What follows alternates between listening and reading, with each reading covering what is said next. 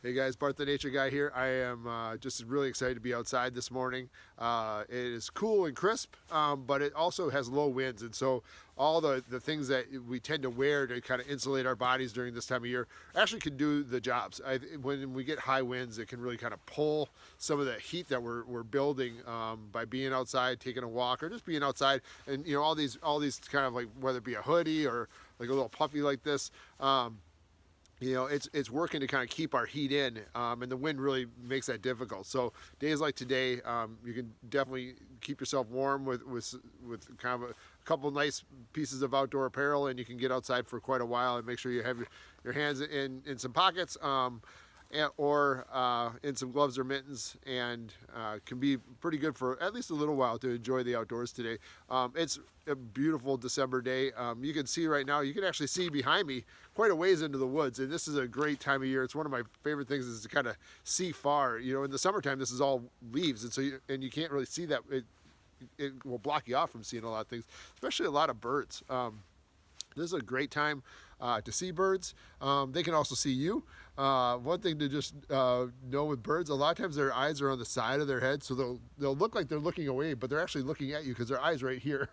And so they're looking directly at you, but their head will sometimes look turned. And so birds have all sorts of like interesting characteristics to them, especially this time of year. I think if you were involved with my ice video, when I jumped in ice last week for class, I talked about ducks and how can they be in like ice cold water all the time, and they have that ability to shed water so fast, so the water actually doesn't like penetrate through their feathers to get to them even, and they create almost their own puffy coat. Like this is oftentimes these big puffy coats are made of down, which is bird feathers. And that kind of is what made me think about this video today. It's gonna be a little bit around birds or understanding some of the concepts of birds, and also looking for birds yourself and doing a little bit of maybe find a bird to be with for a while in your backyard or in the woods, and see how it interacts, and take some time to really just kind of sit in an individual spot, see what you can see in regards to birds. Maybe it's a crow going overhead. And seeing, because a lot of times they work in communities as birds. Birds definitely do flock up this time of year.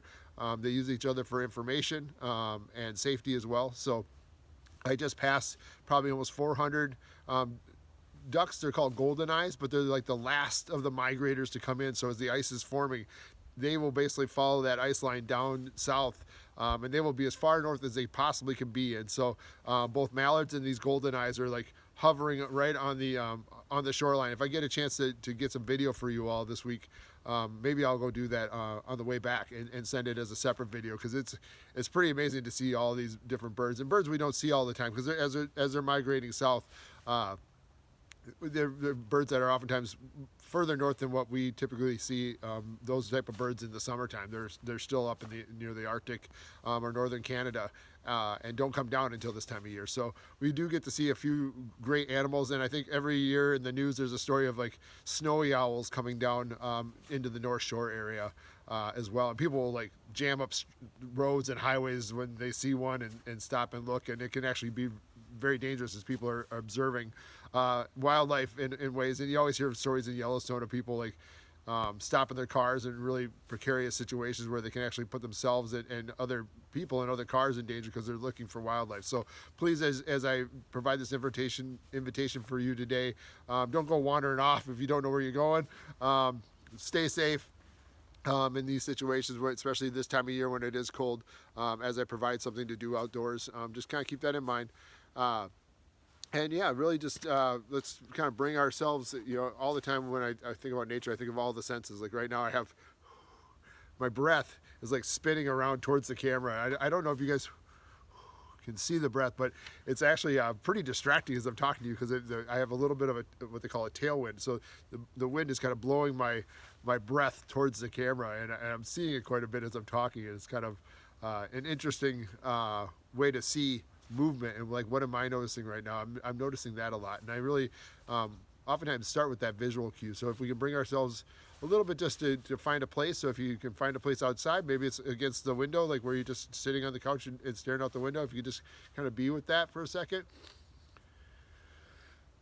and take a couple deep breaths, just kind of settle, like especially being on screens all the time the way we are, like Just taking a couple minutes to just enjoy what you're seeing.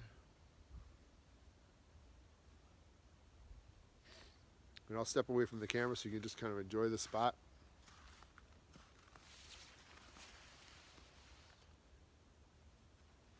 This time of year, I like to maybe see how far I can see into the woods because those leaves aren't there.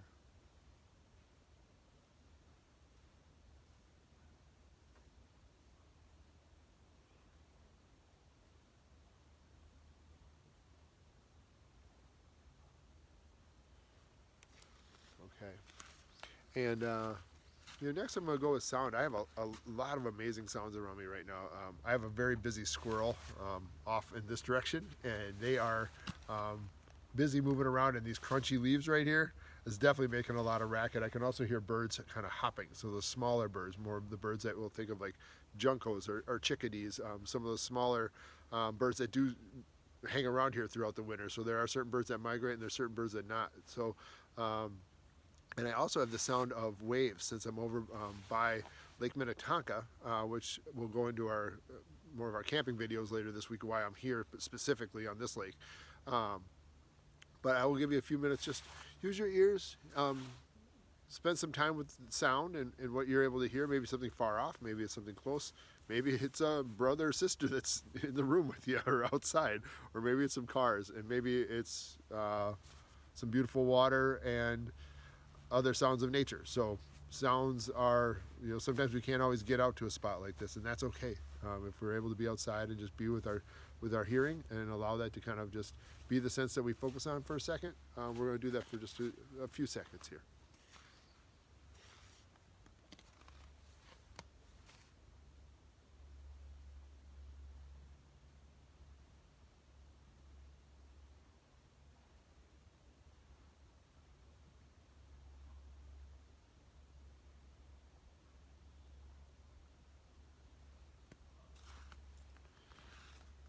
Okay. I think we'll move on to smell.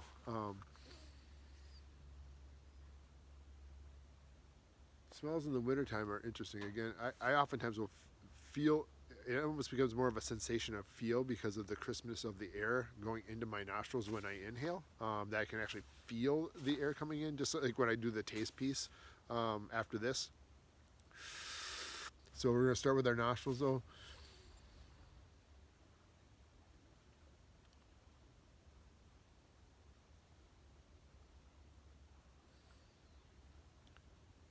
Maybe there's some smell in the air. Right now I can actually smell them. I'm near my vehicle right now. I can actually smell kind of an oily smell, like a car smell, like from the engine area. And so I can actually pick that up right now. And it's also kind of a warmth coming off the car versus kind of out in this area, it's very chilly.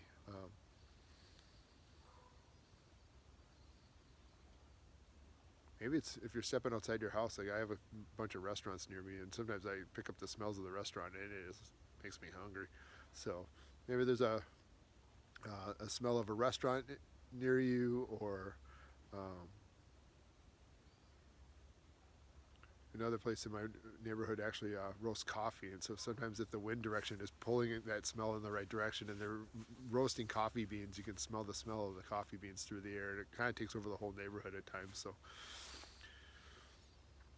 maybe there's some of those more human smells that you smell where you're at. I'll give you a couple minutes or a couple seconds with that as well.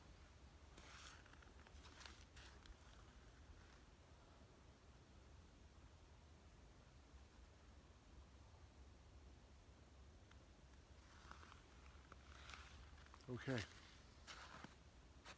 And now we'll do the sense of taste. So again, I always draw that air in over my tongue, kind of very intentional with that. Drawing that air in, enjoying that exhale as much as the inhale.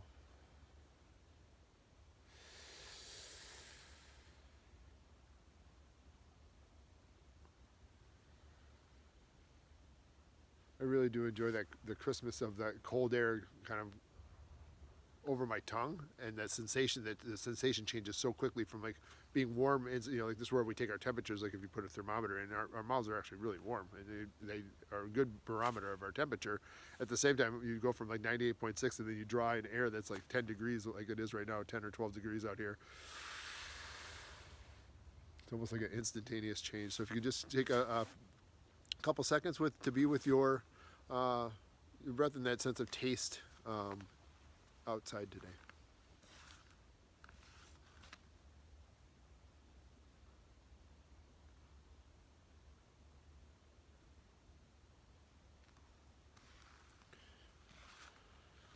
Okay, and our last sense, which is touch.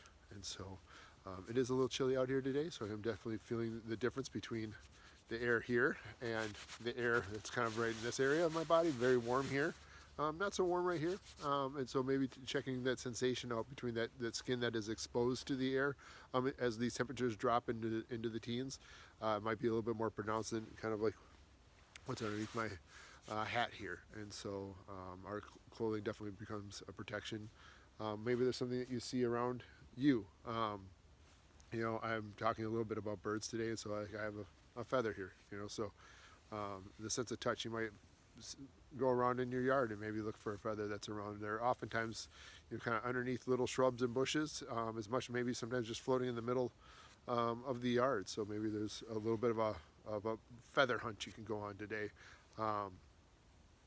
But if you could spend just a couple of minutes, spend with that sensation of touch here in kind of the colder weather of today, or also the sound of you know, maybe it's seeing something on the ground that you're interested in, a stick or a leaf.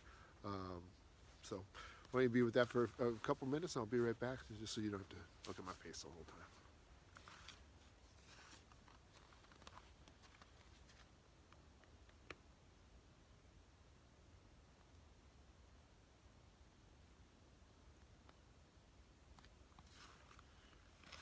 All right, and today's invitation to be in nature is around birds. So it's kind of like I think if I had to title it something, it'd be with a bird, or be a bird.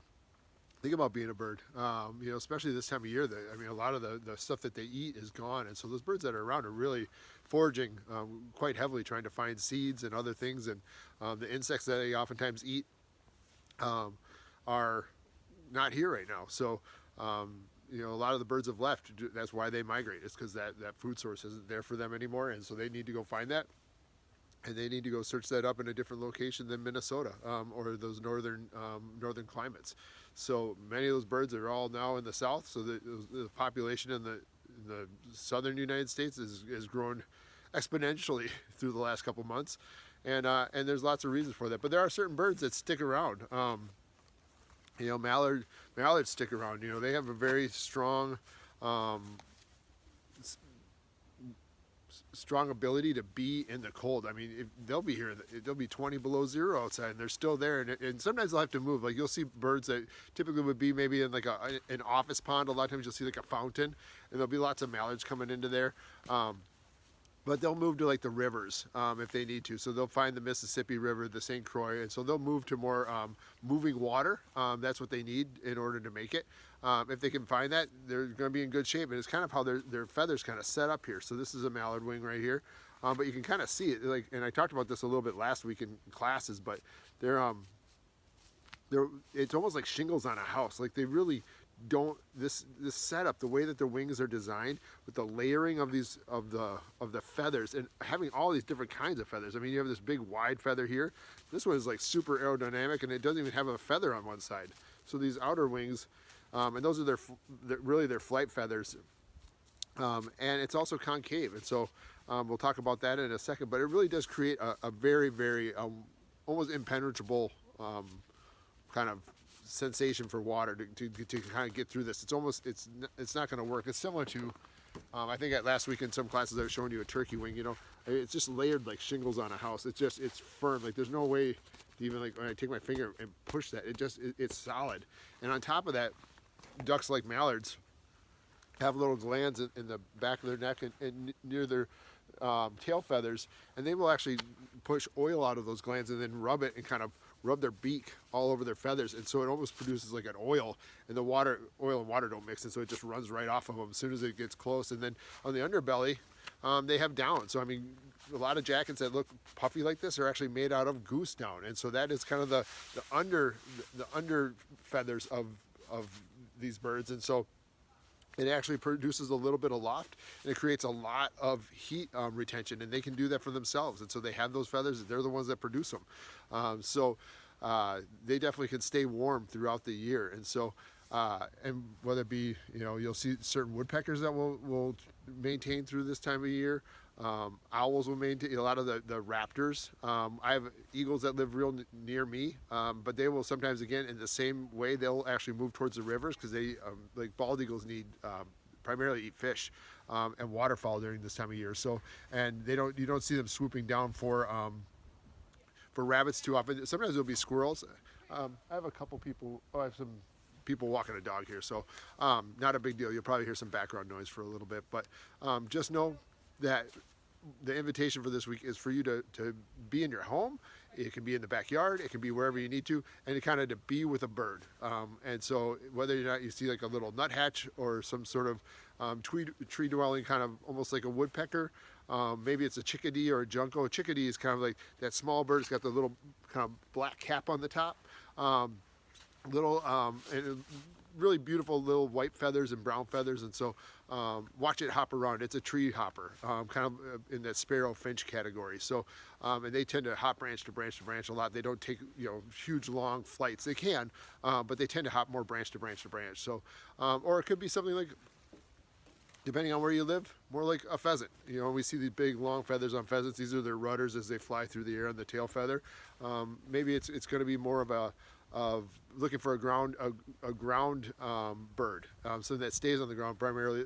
We see lots of turkeys in the Twin Cities area right now. There's pheasants around, so it depends on where you're at and what you're doing. Take this week to kind of be with a bird, see what kind of birds are around you. There's definitely lots of crows around. There's pigeons. Pigeons are amazing animals, and they have great community with each other, and definitely will maintain throughout the entire winter here as well. So there you go, guys. Be with the bird, hang out with it, and again, imagine what its senses are. So not only for it's kind of like taking ourselves and going, all right, what are the things that it's sensing right now? What is it needing right now? And why is it making the decisions that it's making? So think about putting yourself in their shoes for a second and see what they're doing and why they're doing it. And it might provide some answers for you. So take care, everybody. If you have any questions, let your teacher know, and they can give me an email. And if I have an answer, I will. And I always look stuff up, the things that I don't know. So take care, guys. Bart the Nature Guy. Peace out. Bye-bye.